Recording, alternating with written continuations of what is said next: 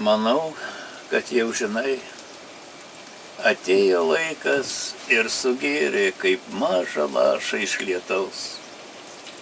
Nelengva patikėti, kad taip yra, bet patikėk, prašau. Tik tiek manęs dabar yra, tačiau ir šitame mažam laše nelik po Vilnių vaikšto žmonės ir net nepaiso, kad tai aš. Ar supranti, ką čia rašau? Tik nemanyki, kad ligonis, greičiau nuo kūno atsiskyrusi dvasia, kuomet gali gyventi mažame ir jausti begalybę. Smagu, ar ne? Keisti peizažai vaikščioja, lieti nepalieti, imi nepaimi, bet ne miražai. Jie liks sapnai į priežastį sugrįžę, iš kur ir vėl išeisi miego karalystė. Bet šitą kartą man labiausia rūpi, kur dingusi diena, kodėl nakties nėra.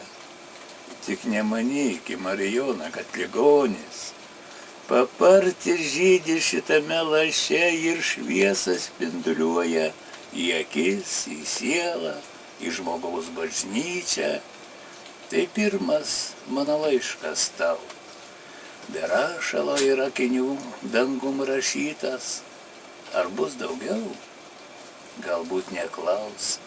Jaučiuosi įkeltas lopšyje supuosi, o išeiti ir pavaikščioti dar nedrąsu, gal net bijausi. Girdėjai?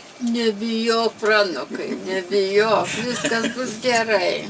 Viskas bus gerai. Kaip atėjom, taip išeisiu. Žinau. Ir aš ateisiu. Tai ko tu neverki? Ateisiu. Tai o ką, mes ten susitiksim? Nu gerai. Aišku. Tvarkoj.